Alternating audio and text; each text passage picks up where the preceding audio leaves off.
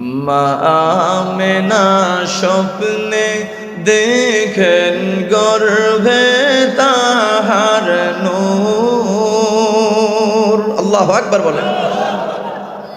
মা আমেনা স্বপ্নে দেখেন গর্ভে তাহার নূর। সেই নূরেরই নাম রাখিলেন, সেই নূরেরই মোহাম্মদ রাসূল নবীজি।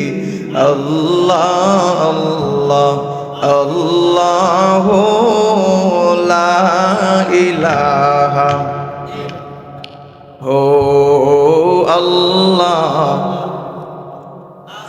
সারে মালিক আপনি কোরআনে প্রচার। কৌসারের মালিক আপনি কোরআনে প্রচার। রোজ হাসরে পিলাইবেন, রোজ হাসরে, আওয়াজ দিয়ে বলুন, হাউজে কৌসার নবীজি। আল্লাহ আল্লাহ আল্লাহু লা ইলাহা হো আল্লাহ আল্লাহ।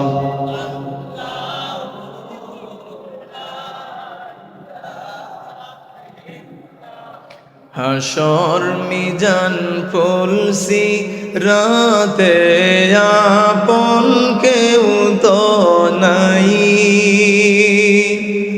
হাসর মিজান ফুলসি রাতে আপন কেউ তো নাই। দয়াল নবী দয়া করে, দয়াল নবী কাছে দিও ঠাই নবীজি। আল্লাহ আল্লাহ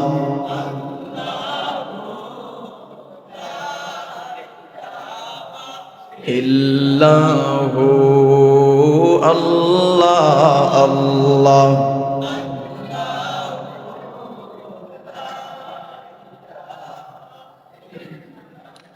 রহমাতাল লিল আলামিন নবী রহমতের ভান্ডার। রহমাতাল লিল আলামিন নবী রহমতের ভান্ডার।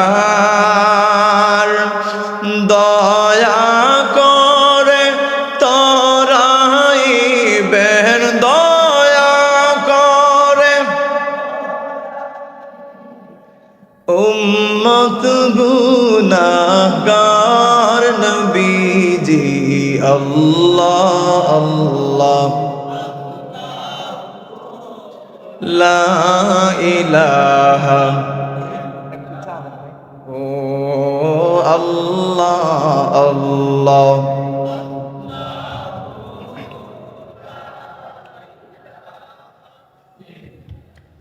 মা আমেনা স্বপ্নে দেখেন গর্ভে তাহার নূর। আল্লাহু আকবার বলেন। মা আমেনা স্বপ্নে দেখেন গর্ভে তাহার নূর। সেই নূরেরই নাম রাখিলেন, সেই নূরেরই মোহাম্মদ রাসূল নবীজি। আল্লাহ আল্লাহ আল্লাহু লা ইলাহা হো আল্লাহ আমার সম্মানিত ভাইরা শুনেন, হাদিসে পাকের মধ্যে আল্লাহর হাবিব নবী কুল সম্রাট নূর নবীজি আমার মুহাম্মদ সাল্লাল্লাহু আলাইহি ওয়াসাল্লাম তিনি ইরশাদ করেছেন, মুসলিম শরীফের হাদিস, মুসলিম শরীফের 1631 নম্বর হাদিস। হাদিসের মধ্যে আল্লাহর হাবিব বলেন, ইযা মাতাল ইনসানু ইনকাতা আনহু আমালুহু ইল্লা মিন সালাসাতিন ইল্লা মিন সাদাকাতিন জারিয়াহ। জোরে বলেন আল্লাহু আকবার। ইল্লা মিন সাদাকাতিন জারিয়াতিন আও ইলমিন ইউনতাফাউ বিহি আও ওয়ালাদিন সালিহিন ইয়াদউ লাহ। জোরে জোরে বলেন আল্লাহু আকবার। আল্লাহর হাবিব নবী কুল সম্রাট নূর নবীজি আমার মুহাম্মদুর রাসূলুল্লাহ সাল্লাল্লাহু আলাইহি ওয়া আলিহি ওয়াসাল্লাম ইরশাদ করেছেন, যখন মানুষ ইন্তেকাল করে তখন তার আমলনামার সওয়াব বন্ধ হয়ে যায়। সুবহানাল্লাহ বলেন। কিন্তু 3 প্রকারের আমলের সওয়াব অব্যাহত থাকে। সুবহানাল্লাহ বলেন। কয় প্রকার আমলের সওয়াব? 3 প্রকার। আমার সাথে কথা বলবেন, কনভারসেশন করলে আপনারাও অনেক কিছু জানতে পারবেন, শিখে যেতে পারবেন, ঠিক কিনা? কয় প্রকারের জিনিস? 3 প্রকার। এবার আসেন, 1 নাম্বার কি? আল্লাহর হাবিব 1 নাম্বার বলেন, ইল্লা মিন সাদাকাতিন জারিয়াহ। সুবহানাল্লাহ বলেন। 1 নাম্বার হচ্ছে সদকায়ে জারিয়া। আপনি দুনিয়ার জমিনে যদি রেখে যেতে পারেন, আমার কলিজার টুকরা ভাইয়েরা, মৃত্যুর পরে কবরে থেকে থেকে আপনি সওয়াবের অংশীদার হতে পারবেন। সুবহানাল্লাহ। এবার আসেন 2 নাম্বার কি? 2 নাম্বার হচ্ছে আও ইলমিন ইউনতাফাউ বিহি। আল্লাহু আকবার বলেন। 2 নাম্বার হচ্ছে উপকারী ইলম, যে ইলমটা আপনি শিখে আপনি সেই ইলমটা আপনি বন্টন করে গেলেন, বিতরণ করে গেলেন। যেমনটা আমাদের উস্তাদরা আমাদেরকে ইলম শিক্ষা দিয়েছেন। উস্তাদদের মধ্যে অনেক উস্তাদ আজ কবরবাসী। আল্লাহ তাআলা যেন তাদের কবরগুলো জান্নাতের বাগান বানায় দেয়, বলি আমিন। আমাদের উস্তাদদের থেকে ইলম শিক্ষা করার কারণে আজকে আপনাদের সামনে শত শত মানুষ, হাজার হাজার লক্ষ লক্ষ মানুষের সামনে বসে কোরআন হাদিস থেকে কথা বলতে পারি। একটা মুহূর্তের জন্য শরীর কাঁপে না। আল্লাহু আকবার বলেন। সেই উপকারী ইলম আমাদের উস্তাদবৃন্দ আমাদেরকে দান করেছেন। আমরাও সেই ইলম অর্জন করে মাদ্রাসায় শিক্ষকতা করি, ছাত্রদেরকেও আমরা বন্টন করি। আলহামদুলিল্লাহ। সেই উপকারী ইলম যদি আপনি বন্টন করে যেতে পারেন, খোদার কসম করে বলি গো ভাই, আপনার মৃত্যুর পরে কবরে আপনার জন্য সেই সওয়াব অব্যাহত থাকবে, সওয়াব বন্ধ হবে না। এবার আসেন 3 নাম্বার কি? আল্লাহর হাবিব বলেন, আওয়ালাদিন সালিহিন ইয়াদউ লাহ। 3 নাম্বার হচ্ছে নেক সন্তান। যদি দুনিয়ার জমিনে কোটি কোটি টাকা না রেখে, লক্ষ লক্ষ টাকা না রেখে যদি আপনি এই দুনিয়ার জমিনে নেক সন্তান রেখে যেতে পারেন, খোদার কসম করে বলি গো বাবা, আপনার সেই সন্তানগুলা আপনার মৃত্যুর পরে আপনার লাশের পাশে বসে কোরআন শরীফ থেকে তেলাওয়াত করবে, কোরআন শরীফের খতম তেলাওয়াত করবে। শুধু তাই নয়, কোরআন শরীফ থেকে সূরাতুল ইয়াসিন শরীফ পাঠ করবে, সূরাতুর রহমান শরীফ পাঠ করবে, সূরাতুল মুলক শরীফ পাঠ করবে, সূরাতুল ওয়াকিয়া শরীফ পাঠ করবে, সূরাতুল কিয়ামা আপনাদের খিদমতে পাঠ করবে। জোরে জোরে বলেন না সুবহানাল্লাহ। আজকাল প্রত্যেকটা বাবা চিন্তা করে, আমি যে এই দুনিয়া থেকে চলে যাব, এই দুনিয়া থেকে যাওয়ার পূর্বে আমার সন্তানের জন্য আমি কি রেখে গেলাম। আমার সন্তানের জন্য না পারলাম লক্ষ লক্ষ টাকা রেখে যেতে, না পারলাম প্রপার্টি রেখে যেতে, না পারলাম ব্যবসা বাণিজ্য রেখে যেতে, কিছুই তো পারলাম না। আমি তো হতভাগা বাবা। আসলেই আপনি হতভাগ্য বাবা, আপনি আসলেই হতভাগা বাবা। কারণ আপনি যদি সঠিক বাবা হতেন তাইলে সব সময় চিন্তা করতেন আমার সন্তানগুলাকে কিভাবে নেককার বানানো যায়, কিভাবে দিনদার বানানো যায়, কিভাবে পরহেজগার বানানো যায়, কিভাবে আমার সন্তানকে কোরআনের পথে চালানো যায়, কিভাবে আমার সন্তানকে ইসলামের পথে চালানো যায়, আমার সন্তানকে কিভাবে কারি সাহেব বানানো যায়, আমার সন্তানকে কিভাবে হাফিজ সাহেব বানানো যায়, আমার সন্তানকে কিভাবে একজন হক্কানি রব্বানি আলেম সাহেব বানানো যায়। বাবারা এই চিন্তা করতেন, এই চিন্তা করতেন, এই চিন্তা করতেন। কথা বলেন ঠিক না? আজকাল সমস্ত বাবারাই কি করে? সন্তানের জন্য ব্যাংক ব্যালেন্স রেখে যায়, তাই না? সন্তানের জন্য ব্যাংক ব্যালেন্স রেখে যায়। এই যে আপনার সন্তানের জন্য আপনি লক্ষ লক্ষ কোটি কোটি টাকা রেখে গেলেন, আপনার মৃত্যুর পরে আপনার সেই সন্তান এই টাকাগুলা ভালো কাজে ব্যয় নাও করতে পারে, ঠিক কিনা বলেন? এই যে আপনারা আমুল্লা গ্রামের ভাইয়েরা, আমার জীবনে আমি কোনো জায়গায় দেখি নাই মানুষরা এত এত দান সৎকা করতে। আলহামদুলিল্লাহ বলেন। আমার আলী ভাই আমার সাথে গল্প করলেন যে গতকাল একদিনে 1,10,000 না, 1,10,000 টাকা একদিনে আপনারা দিয়েছেন। আলহামদুলিল্লাহ, আমি দেখি নাই ভাই আর কোথাও এইভাবে।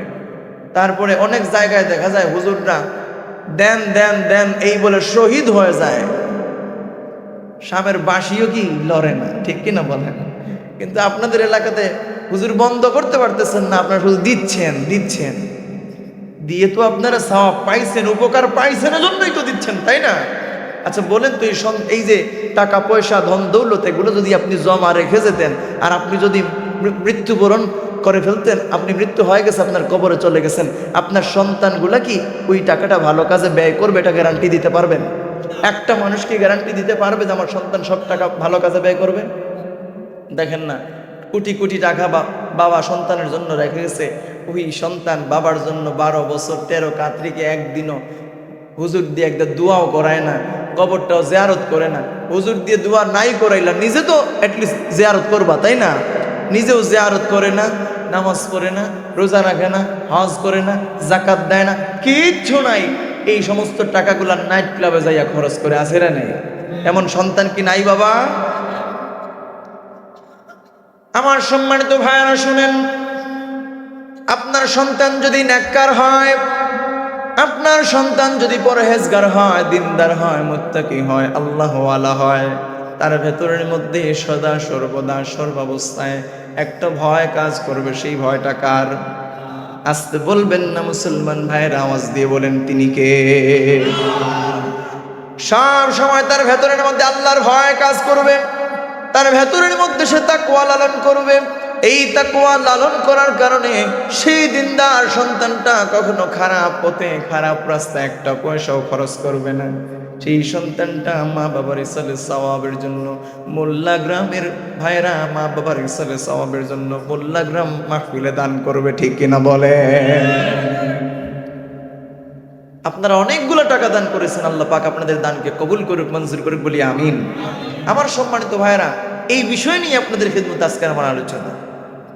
এখন আপনারা যে সদকা করেন, সদকা দান সদকা করেন, এই যে সদকা করেন, এই সদকা করলে কি লাভ হবে, আর যদি সদকা না করেন তাইলে কি ক্ষতি হবে, জানার দরকার আছে কিনা?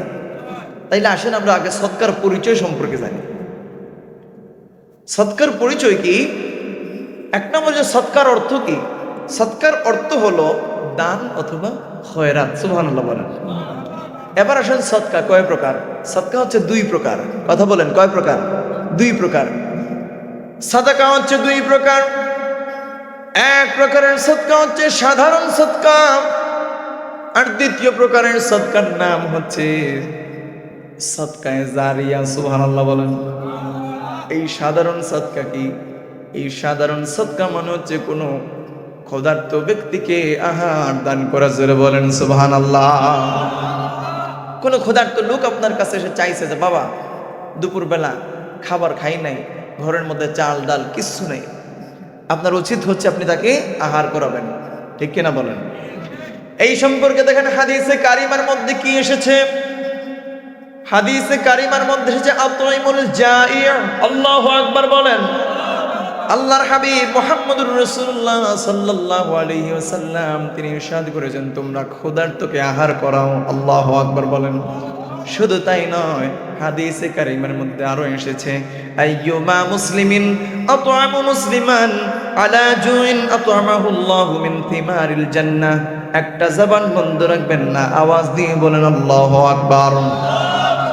আল্লাহর হাবিব নবী কুল সম্রাট নূর নবী নবীজি আমার মুহাম্মদ সাল্লাল্লাহু আলাইহি ওয়া আলিহি ওয়াসাল্লাম তিনি ইরশাদ করেছেন, যে ব্যক্তি ক্ষুধার্তকে আহার করায় আমার আল্লাহ রাব্বুল আলামিন ওই লোকটাকে জান্নাতের ফল সমূহ দ্বারা আহার করাবে। সুবহানাল্লাহর আওয়াজটা এত আস্তে কেন ভাই? আরেকটা আওয়াজ দিয়ে বলেন আল্লাহু আকবার। আমার ভাইরা এখানেই শেষ নয়, আল্লাহর হাবিব মুহাম্মদুর রাসূলুল্লাহ সাল্লাল্লাহু আলাইহি ওয়া আলিহি ওয়াসাল্লাম তিনি ইরশাদ করেছেন, 7টি বিষয়ের প্রতিদান মৃত্যুর পর কবর পর্যন্ত যায়, সওয়াব যায়। সুবহানাল্লাহ বলেন। 1 নাম্বার কি? 1 নাম্বার হচ্ছে দ্বীনি ইলম, যা কাউকে আপনি শিক্ষা দিয়েছেন, আপনার সেই ইলম থেকে অন্যান্য ব্যক্তিরা উপকৃত হয়েছে। আল্লাহু আকবার বলেন। 2 নাম্বার কি? 2 নাম্বার হচ্ছে কোনো ঝর্ণা বা খাল খনন করে দেয়। আমাদের সমাজে ঝর্ণাও নাই, এখন ঝর্ণা কম দেখা যায়, খালও তেমন একটা নাই। যদি সম্ভব হয় কোনো অসহায় দরিদ্র এলাকার মধ্যে সুন্দর করে বড় সড়ো করে একটা পুকুর দান করে দিবেন, পারবেন না ইনশাল্লাহ? এবার আসেন 3 নাম্বার। 3 নাম্বার হচ্ছে কূপ খনন করা। আমাদের বর্তমান সমাজে কূপ নাই, এই জন্য আপনি কূপের বদলে আপনি টিউবওয়েল দিতে পারেন, ঠিক কিনা বলেন? আপনি যদি টিউবওয়েল দান করে যেতে পারেন, এই সমস্ত দানের সওয়াব আপনার কবরে যাওয়ার পরে আপনার কিয়ামত পর্যন্ত আপনার আমলনামার মধ্যে সওয়াব পৌঁছাতে থাকবে। আওয়াজ দিয়ে বলেন সুবহানাল্লাহ। আমার ভাইরা এবার শুনেন, 4 নাম্বার। 4 নাম্বার কি? 4 নাম্বার হচ্ছে বৃক্ষরোপণ করা। আপনি বিভিন্ন ফলমূলের গাছ আপনি রোপণ করতে পারেন। বিভিন্ন ফলমূলের গাছ যদি আপনি রোপণ করেন, সেই ফলমূলের গাছ রোপণ করার কারণে মানুষরা সেই গাছ থেকে উপকৃত হবে, ফল খাবে। শুধু মানুষজন না গো বাবা, পশু পাখিরা উপকৃত হবে। কথা বলেন ঠিক কিনা? কাঠবিড়ালি এসে খায় না নারিকেল গাছে নারিকেল? আপনাদের ওইদিকে আছে? কাঠবিড়ালি এসে কি খায়? তোমার কি হয় নাই এখনো? কাঠবিড়ালি এসে নারিকেল খেয়ে চলে যায়। এটা কি তার রিজেক না আপনার রিজেক? তার রিজেক। এজন্য তার রিজেকে যা আছে এগুলো সে খাবেই, এটা আপনি বন্ধ করতে পারবেন না। যতই আপনি বস্তার ভেতরেই ঢোকান না কেন, তারপরও পারবেন। সৌদি আরবে যারা মক্কা শরীফ গেছেন, মদিনা শরীফ গেছেন, আপনারা বলতে পারবেন সেখানে একটা কিছু গাছ আছে, নিমের গাছ আছে কিনা? যারা গেছেন আপনারা বলতে পারবেন। সেই নিমের গাছগুলোকে সেই দেশে কি নিমের গাছ বলে? কি কি গাছ বলে? জিয়া গাছ। কি গাছ? জিয়া গাছ। এই গাছগুলোর নাম জিয়া গাছ কেন হইল জানেন আপনারা? অনেকেই জানেন, মুরব্বী বাবারা জানেন। শহীদ প্রেসিডেন্ট জিয়াউর রহমান সাহেব তিনি বাংলাদেশ থেকে ফ্লাইটে নিমের চারা নিয়ে সৌদি আরবে রোপণ করেছিলেন। এই জন্যই চারাগুলোর নাম হচ্ছে জিয়া গাছ। আলহামদুলিল্লাহ বলেন। তো আমরাও কি বৃক্ষরোপণ করতে পারবো তো ইনশাল্লাহ? ইনশাল্লাহ। এবার আসেন আমার ভাইয়েরা, 5 নাম্বার কাজ কি? 5 নাম্বার কাজ হচ্ছে মসজিদ নির্মাণ করা। আপনি যদি আল্লাহর ঘর মসজিদ আপনি নির্মাণ করে যেতে পারেন, শুধু মসজিদ নির্মাণ করলেই চলবে না বাবা। এখন আপনার এলাকার মধ্যে বড় সড়ো মসজিদ আছে, এখন আপনার টাকা আছে, পয়সা আছে, ধন দৌলত আছে, কোনো কিছুর কোনো কমতি নাই। এলাকার ভাইদের সাথে লাগছে আপনার ফিকশন ঝগড়া, এবার নিজের ঘরের সামনে দিয়ে দিলেন মসজিদ, ঠিক কিনা বলেন? এমন অনেক জায়গায় কি নাই ভাই? এক এলাকার মধ্যে 3টা 4টা 5টা 6টা মসজিদও কি আছে। এই ধরনের মনোভাব নিয়ে মসজিদ তৈরি করলে ফায়দা হবে না। মসজিদ তৈরি করতে হবে কার সন্তুষ্টির জন্য? আওয়াজ দিয়ে বলেন, কার সন্তুষ্টির জন্য? মসজিদের খোরাকি হচ্ছে মুসল্লি। এবার মসজিদে যদি মুসল্লি না থাকে, আপনি মসজিদ তৈরি করে কি করবেন? এখানে কি শুধু জিন্নাতরা নামাজ পড়বে নাকি? মসজিদ তৈরি করতে হলে অবশ্যই মুসল্লি থাকতে হবে। সুরে বলেন ঠিক কিনা? আমার ভাইয়েরা আবার শুনেন, 6 নাম্বার কি? 6 নাম্বার হচ্ছে দ্বীনি কিতাব। আপনি যদি দুনিয়ার জমিনে রেখে যেতে পারেন, আপনি দ্বীনি কিতাব দুনিয়ার জমিনে রেখে যাওয়ার কারণে আপনার মৃত্যুর পরে আপনার সেই কিতাব পড়ে মানুষরা যখন উপকৃত হবে, আপনার কবরের মধ্যে অটোমেটিক্যালি সওয়াব পৌঁছায় দেবেন একজন, তিনি কে? এবার আসেন 7 নাম্বার। 7 নাম্বার হচ্ছে নেক সন্তান। যদি এই দুনিয়ার জমিন আপনি রেখে যেতে পারেন, আপনার সেই সন্তান যত ইবাদত করবে, বন্দেগী করবে, গোলামি করবে, আপনার মাগফিরাতের জন্য আমার আল্লাহ পাকের কাছে সাহায্য কামনা করবে, প্রার্থনা করবে, কান্না করবে, নুনাজারি করবে, দান সদকা করবে, এই সমস্ত ওসিলায় আপনার কবরের মধ্যেও সওয়াব, কথা বলেন না, সওয়াব পৌঁছাবে কি না? আমার সম্মানিত ভাইরা শুনেন, মসজিদ, মক্তব, মাদ্রাসা, এই দ্বীনি প্রতিষ্ঠানগুলো যদি আপনি তৈরি করে যেতে পারেন, এই দ্বীনি প্রতিষ্ঠানগুলো যদি আপনি তৈরি করে যেতে পারেন, আপনার মৃত্যুর পরে এখানে যতদিন পর্যন্ত মানুষজন নামাজ পড়বে, মুসল্লিরা নামাজ পড়বে, বাচ্চারা যতদিন পর্যন্ত এই মক্তবে পড়াশোনা করবে, এই মাদ্রাসায় পড়াশোনা করবে, ততদিন পর্যন্ত আপনার নামায় আমলের মধ্যে সওয়াব পৌঁছায়া দেবেন একজন, তিনি কে? এবার শুনেন দান করার ফজিলত কেমন। হাদিস শরীফের মধ্যে এসেছে, তিরমিজি শরীফের হাদিস, عن أنس بن مالك رضي الله تعالى عنه قال قال رسول الله صلى الله عليه وسلم إن الصدقة لتطفئ غضب الرب وتدفع ميتة السوء زربنا الله أكبر। হযরত আনাস রাদিয়াল্লাহু তাআলা থেকে বর্ণিত, তিনি বলেন, আল্লাহর হাবিব নবী কুল সম্রাট নূর নবী নবীজি আমার মুহাম্মদ সাল্লাল্লাহু আলাইহি ওয়াসাল্লাম ইরশাদ করেছেন, সাদকা আল্লাহর ক্রোধকে নিভায়া দেয় এবং মন্দ মৃত্যু প্রতিহত করে। জোরে জোরে বলেন না সুবহানাল্লাহ।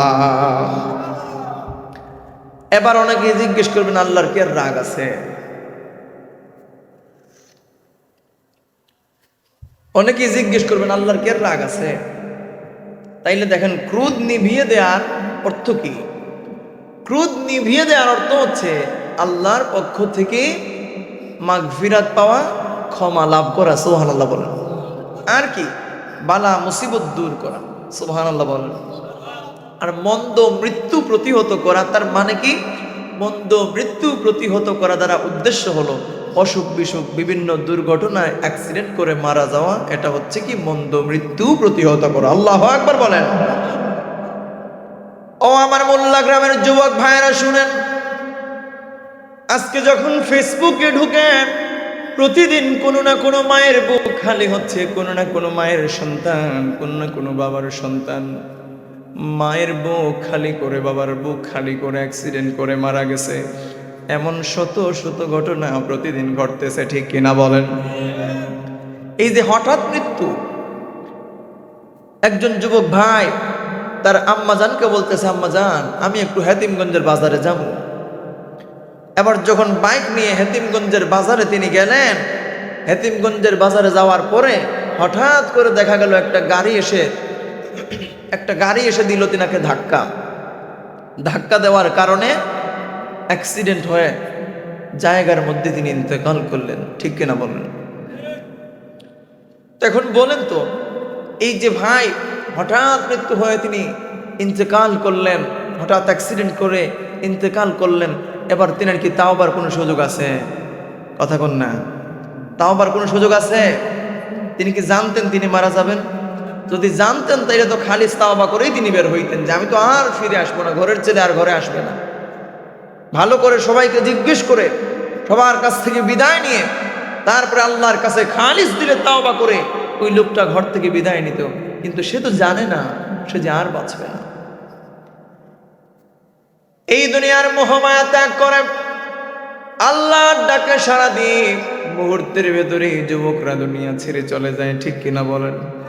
এই জন্য বলি, ও আমার কলিজার টুকরা যুবক ভাইয়েরা, সদা সর্বদা সব সময় মৃত্যুর জন্য প্রস্তুত নিয়ে থাকবেন। প্রস্তুতি গ্রহণ করবেন। বলতে পারবেন না কার মরণ জানি কখন কার দুয়ারে এসে কণার দেয়, কার মরণ কখন কার দরজায় এসে কড়া নাড়বে। আর একটা সেকেন্ড আপনি সময় পাবেন না, একটা মুহূর্ত আপনাকে দেওয়া হবে না।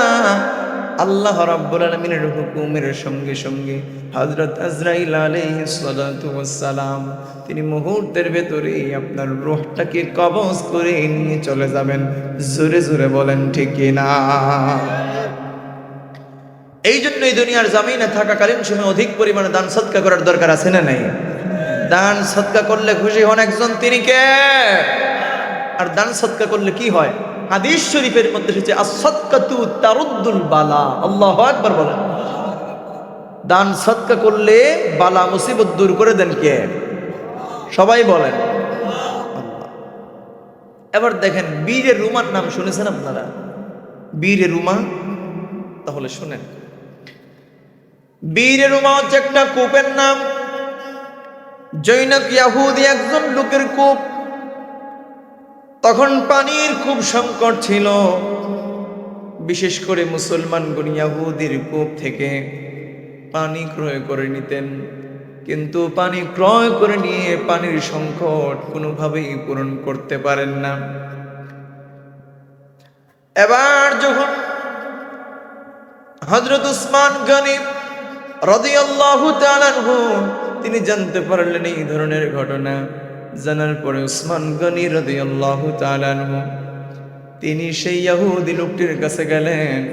ইহুদি লোকটির কাছে যাওয়ার পরে ইহুদিকে বললেন, ও ভাই, আপনার সেই কূপটা আমার কাছে বিক্রি করে দেন। ইহুদি লোকটা বলে, এই কূপটা বিক্রি করা যাবে না। কেন বিক্রি করবেন না? এবার সেই ইহুদি লোকটা ডাক দিয়া বলে, হুজুর, এই কূপটা এই কারণে বিক্রি করব না, কারণ এটা হচ্ছে আমার আয়ের সব চাইতে বড় উৎস। জোরে বলেন না সুবহানাল্লাহ। এবার উসমান গনি রাদিয়াল্লাহু তাআলা আনহু বলেন, ও ইহুদি ভাই, আপনি একটা কাজ করেন, অর্ধেক কূপ আমার কাছে বিক্রি করেন আর সম্পূর্ণ কূপের মূল্য আপনি নিয়ে নেন। জোরে বলেন না সুবহানাল্লাহ। ইহুদি লোকটা যখন দেখলো তার লাভ হয়ে গেছে, এবার সে সম্মতি জানালো, সম্মতি পোষণ করলো। ঠিক আছে, অসুবিধা নাই, অর্ধেক কূপ আপনি ক্রয় করে নিবেন, কিন্তু সম্পূর্ণ কূপের মূল্য আমাকে দিতে হবে।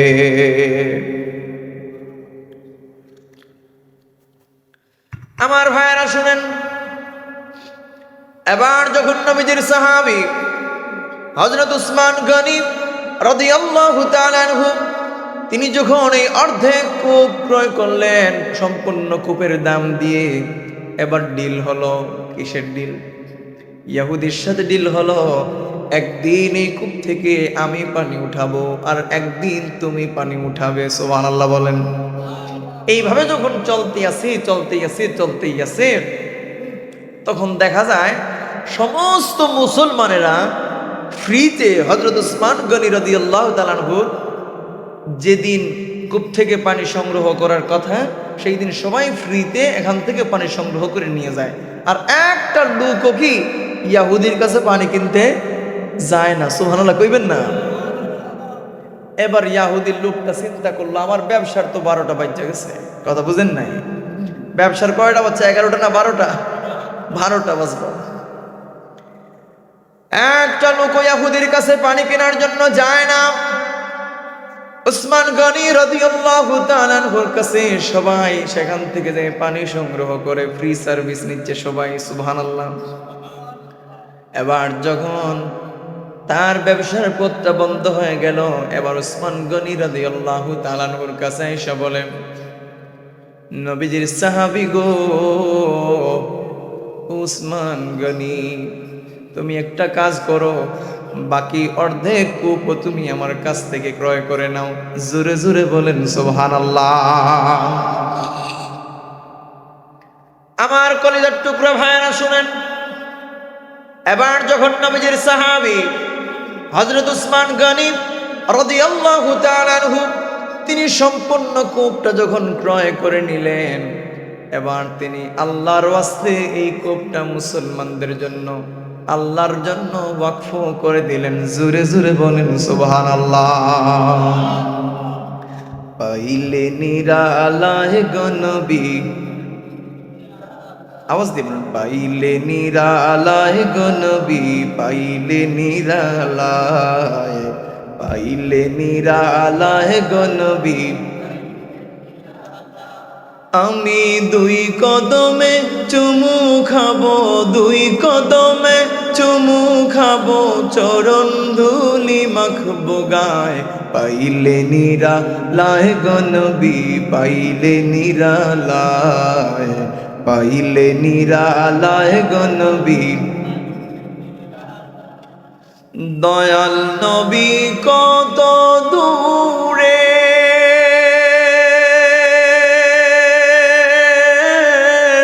লোহিত সাগরের তীরে, দয়াল নবী লোহিত সাগরের, মদিনারি সোনার ঘরে, মদিনারি আছেন তিনি সর্বদাই। পাইলে নিরালায় গো নবী, পাইলে নিরালায়, পাইলে নিরালায় গো নবী। আমি দুই কদমে চুমু খাবো, দুই কদমে চুমু খাবো, চরণ ধুলি মাখবো গায়। পাইলে নিরালায় গো নবী, পাইলে নিরালায়, পাইলে নিরালায় গো নবী। জোরে জোরে বলেন না মারহাবা। আমার ভাইরা, বন্ধুরা, বাবারা শুনেন, আল্লাহর রাস্তায় যত বেশি পরিমাণে আপনি দান সাদকা করবেন, আমার আল্লাহ রাব্বুল আলামিন আপনার সেই সম্পদের মধ্যে, আপনার সেই মাল আওলাদের মধ্যে বহু বহু গুণে বরকত বাড়ায়া দিবে। রিয়াদুল জান্নাহকে আপনারা চিনেন? অনেকেই গেছেন, সরাসরি সেখানে নামাজ পড়ে আসছেন, আবার অনেকেই যান নাই, নাম শুনেছেন, ঠিক কিনা বলেন? তাইলে শুনেন এই রিয়াদুল জান্নাহর ঘটনা, হাদিস থেকে বলতেছি। নবীজি সাল্লাল্লাহু আলাইহি ওয়া আলিহি ওয়াসাল্লাম তিনি যখন হিজরত করে মদিনায় চলে গেলেন, আল্লাহর হাবিব মদিনায় চলে যাওয়ার পরে তিনি ঘর নির্মাণ করার পূর্বে আল্লাহর হাবিব পরিকল্পনা করলেন একটা মসজিদ নির্মাণ করবেন। জোরে জোরে বলেন সুবহানাল্লাহ। মসজিদ নির্মাণ করার পরিকল্পনা যখন করলেন, নবীজির সাহাবী সিদ্দিক আকবর হযরত আবু বকর সিদ্দিক রাদিয়াল্লাহু তাআলা আনহু তিনি 10 দিরহাম দিয়ে একটি মসজিদের জন্য জায়গা ক্রয় করলেন। জোরে বলেন না সুবহানাল্লাহ। এবার মসজিদ নির্মাণ হলো।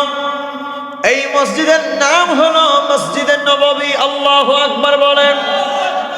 এই মসজিদের নাম হলো মসজিদে নববী।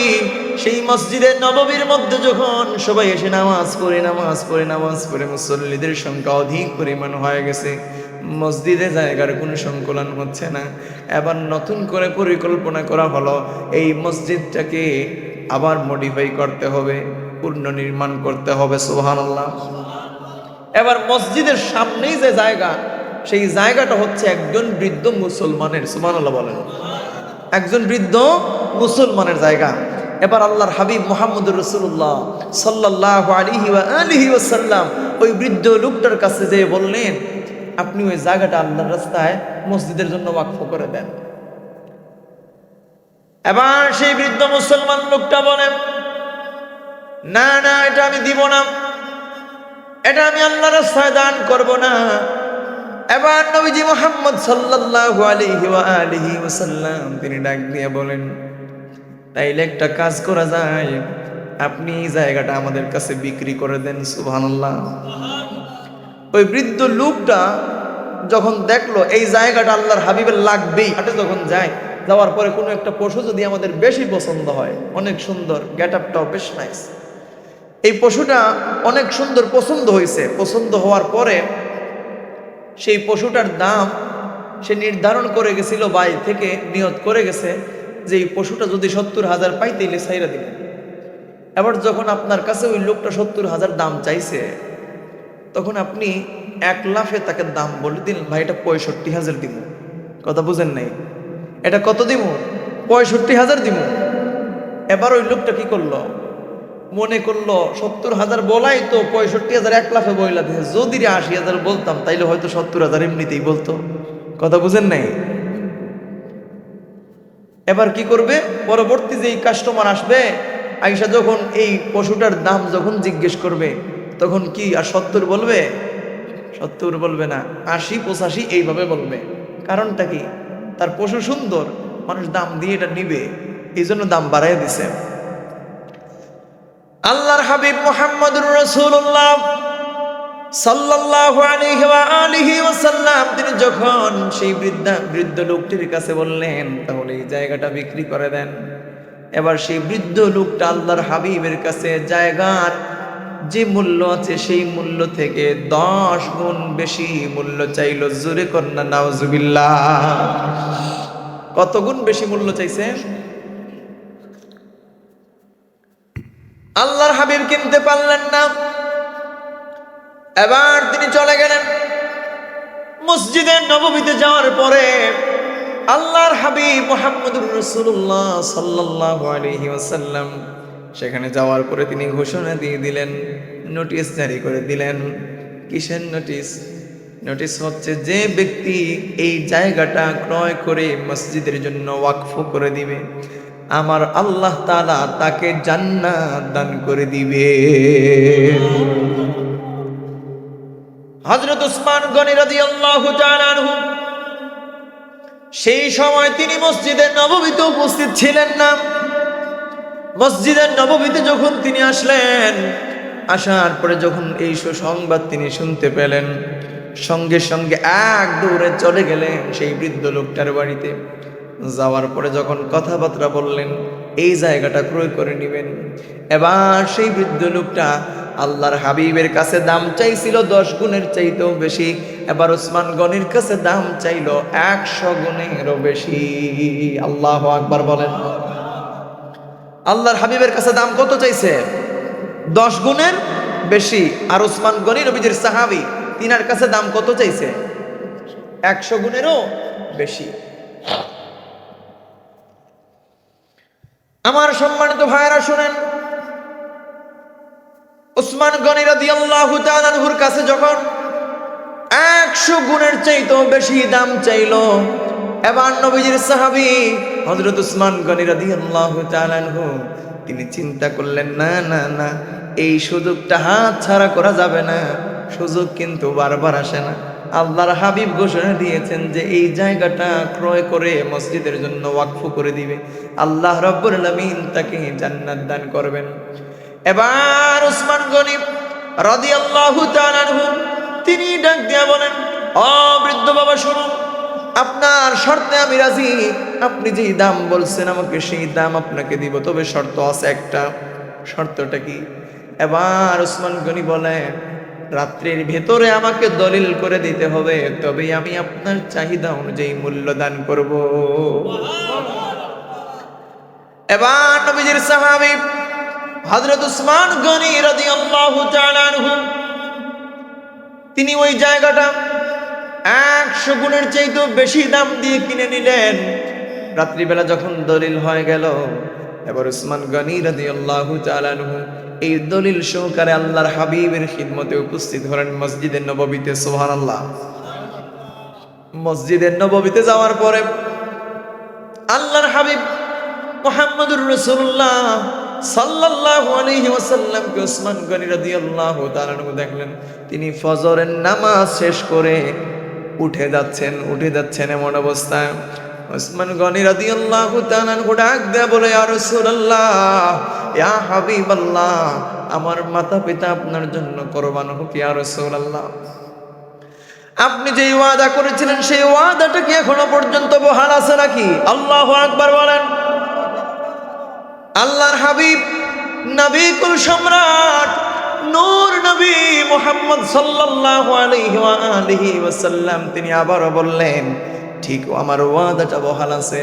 যে ব্যক্তি এই মসজিদের জন্য এই জায়গাটা ক্রয় করে আল্লাহর ঘর মসজিদের জন্য ওয়াকফ করে দিবে, আমার আল্লাহ তাআলা তাকে জান্নাত দান করে দিবেন। জোরে জোরে বলেন না সুবহানাল্লাহ। এবার উসমান গনি রাদিয়াল্লাহু তাআলা আনহু তিনি আল্লাহর হাবিবের হাত মোবারকের মধ্যে দলিলটা দিয়ে দিলেন। আল্লাহর হাবিব মুহাম্মদুর রাসূলুল্লাহ সাল্লাল্লাহু আলাইহি ওয়া আলিহি ওয়াসাল্লাম ঘোষণা করেছেন, আল্লাহ রাব্বুল আলামিন উসমান গনিকে জান্নাত দান করবেন। জোরে জোরে বলেন সুবহানাল্লাহ। এবার আল্লাহ রাব্বুল আলামিন হযরত জিবরিল আমিন আলাইহিস সালাতু ওয়াস সালামকে পাঠায়া দিলেন। এবার জিবরিল আমিন সে ডাক দিয়ে কই, ইয়া রাসূলুল্লাহ, ইয়া হাবিবাল্লাহ, নবীজি গো, আল্লাহ রাব্বুল আলামিন আপনার কাছে আমাকে পাঠাইছেন আর বলছেন, যাও রে জিবরাইল, আমার হাবিবকে গিয়ে বলো এই জায়গাটুকু আমি আল্লাহ এই দুনিয়াতে জান্নাতের বাগান হিসাবে কবুল করে নিলাম। জোরে জোরে বলেন না সুবহানাল্লাহ। আমার মোল্লা গ্রামের ভাইরা শুনেন, হাদিসে পাকের মধ্যে আল্লাহর হাবিব মুহাম্মদুর রাসূলুল্লাহ সাল্লাল্লাহু আলাইহি ওয়া আলিহি ওয়াসাল্লাম তিনি ঘোষণা করে দিলেন, মা বাইনা বাইতি ওয়া মিম্বারি রাউদাতুম মির রিয়াদিল জান্নাহ। একটা জবান বন্ধ রাখা যাবে না, আওয়াজ দিয়ে বলেন না সুবহানাল্লাহ। আল্লাহর হাবিব বলেন, আমার ঘর এবং আমার মিম্বরের মধ্যখানে অবস্থিত জায়গাটুকু আমার আল্লাহ তাআলা জান্নাতের বাগান বানায়া দিছে। আর একটু জোরে বলেন আল্লাহু আকবার। এবার বলি মন খুলে প্রাণ খুলে, ইয়া রাসূলুল্লাহ, ইয়া হাবিবাল্লাহ, ইয়া নবী আল্লাহ। আমার কলিজার টুকরো যুবক ভাইয়েরা শুনেন, অধিক পরিমাণে আল্লাহর রাস্তায় দান করবেন, সাদকা করবেন, আপনার জীবনটা পরিবর্তন করে দিবেন কে? আল্লাহ। আস্তে বলবেন না, জোরে বলেন কে? আল্লাহ। আমার সম্মানিত ভাইয়েরা শুনেন, নবীজির আদরের দুলালিনী হযরত ফাতিমাতুজ জাহরা রাদিয়াল্লাহু তাআলা আনহা 3 দিন ধরে ঘরের মধ্যে কোনো খাবার নেই। হযরত আলী রাদিয়াল্লাহু তাআলা আনহুকে ডাক দিয়ে বলেন, প্রাণের স্বামী,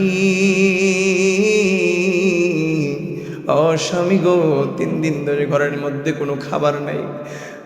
হযরত হাসান হুসাইন খাবারের জন্য কান্দে কান্দে, প্রাণের স্বামী, আমার পরনের যে চাদর আছে সেই চাদরটা আপনি বাজারে নিয়ে বিক্রি করে দেন। হযরত আলী রাদিয়াল্লাহু তাআলা আনহু সেই চাদরখানা বাজারে নিয়ে গেলেন। বাজারে নিয়ে যাওয়ার পরে 6 দিরহামের বিনিময়ে সেই চাদরটা তিনি বিক্রি করে দিলেন। জোরে বলেন সুবহানাল্লাহ। এবার চাদরটি যখন বিক্রি করে দিলেন, বাড়িতে ফেরার পথে একজন ভিক্ষুক তিনার কাছে হাত পাতল আর বলল, হযরত আলী রাদিয়াল্লাহু তাআলা আনহুকে বলল, আমি বড় অসহায়, দুর্বল, ক্ষুধার্ত, আমাকে দান করুন। হযরত আলী রাদিয়াল্লাহু তাআলা আনহু সবগুলো দিরহাম সেই ফকির মিসকিন ভিখারিকে তিনি দান করে দিলেন। ও ভাই, এই জায়গায় যদি আপনি আর আমি হইতাম তাহলে কি করতাম? কইতাম না নিজের জান বাঁচানো ফরজ? ফতোয়া লাগাইয়া দিতাম না? কথা কন না? আমরা হইলে কইতাম জান বাঁচানো ফরজ, আগে নিজের জান বাঁচো, পরে মিয়া তোমার জান বাঁচো। উসমান হযরত আলী রাদিয়াল্লাহু তাআলা আনহু তিনি 6 দিরহাম সেই ভিক্ষুক লোকটাকে দান করে দিলেন।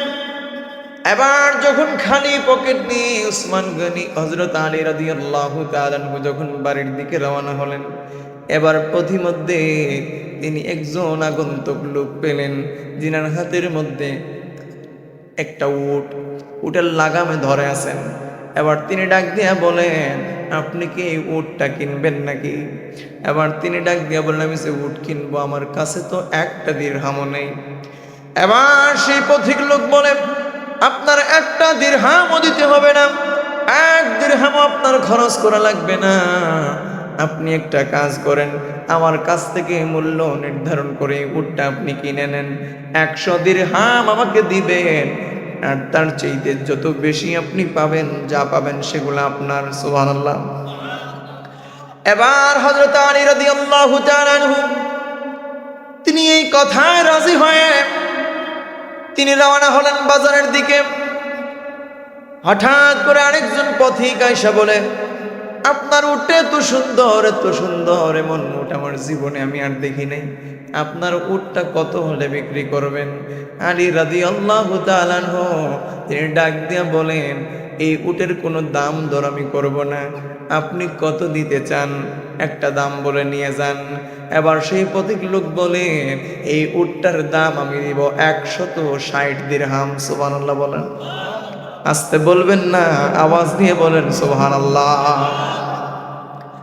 এবার যখন 160 দিরহাম দাম সাব্যস্ত হলো, উটটা বিক্রি করে দিলেন। উট বিক্রি করে দিয়ে 100 দিরহাম যার কাছ থেকে ক্রয় করলেন তাকে দিয়ে দিলেন, আর বাকি 60 দিরহাম নিয়ে বাড়িতে চলে গেলেন।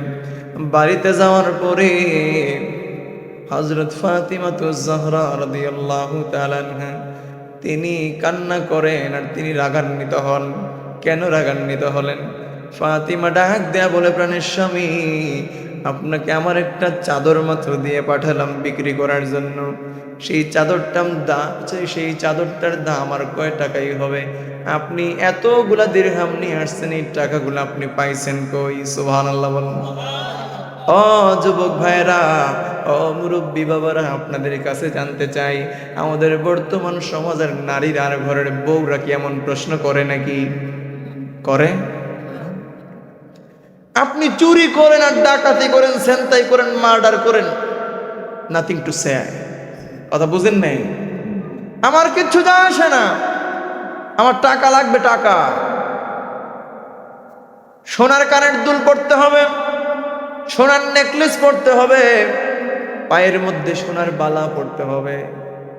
এখন টাকা চুরি করে আনবা নাকি ডাকাতি করে আনবা নাকি খুন করে আনবা, এটা আমার দেখার বিষয় না, টাকা লাগবেই লাগবে।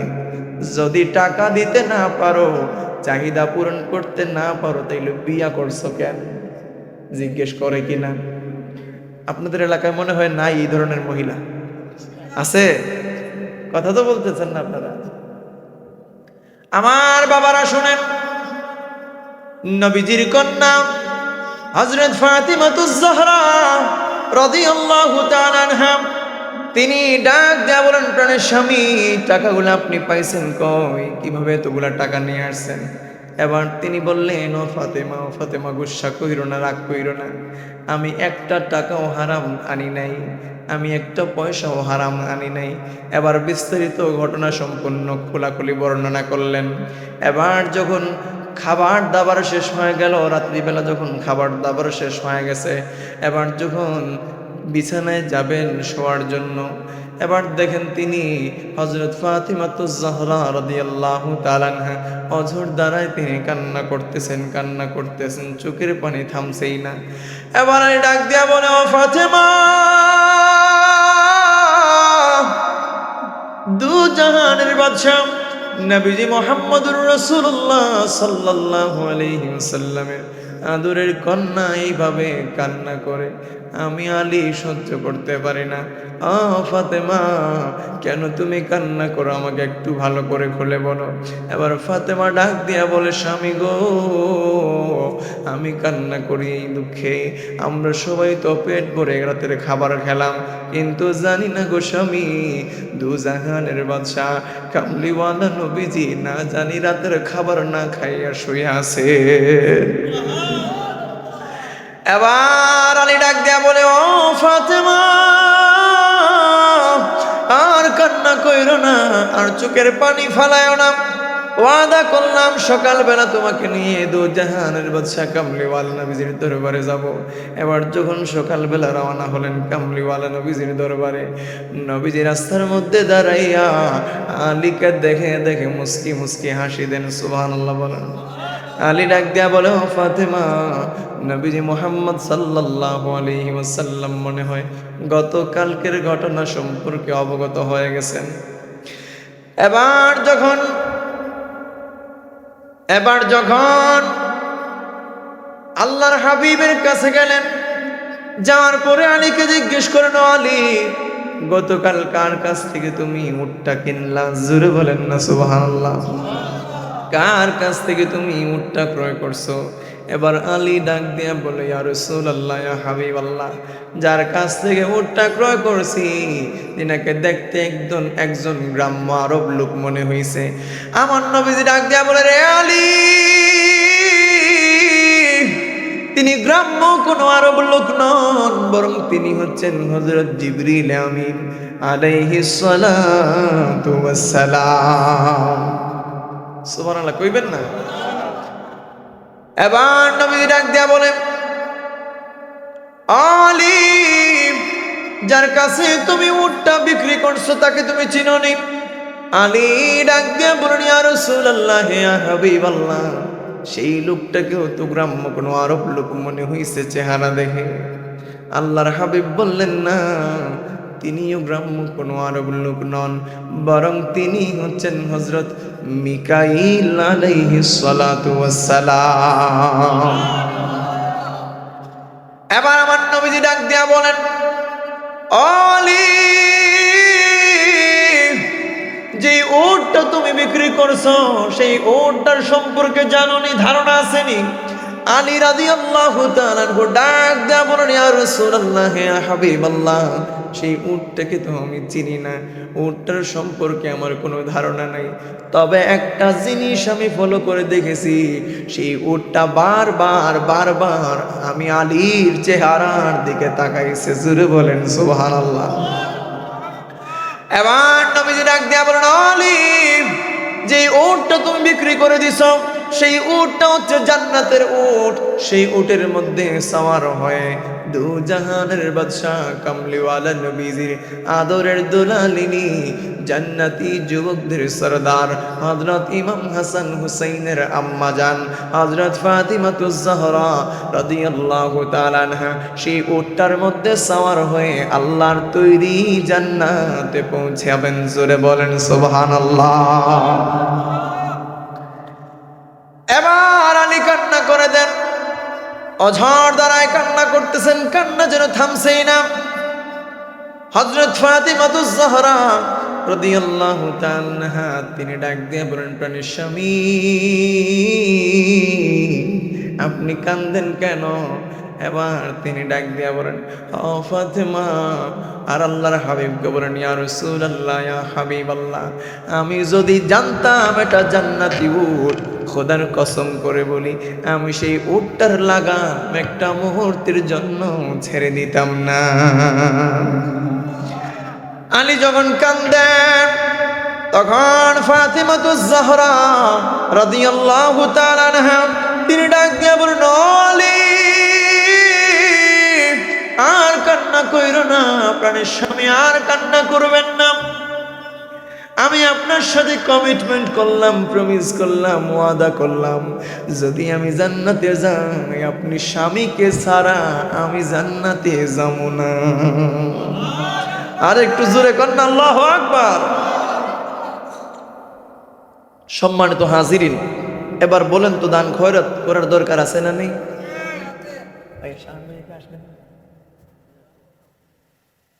আমি তো আর পারবো না, এই রোগটার মধ্যে মনে হয় প্রেশার ডাউন, রোগের মধ্যে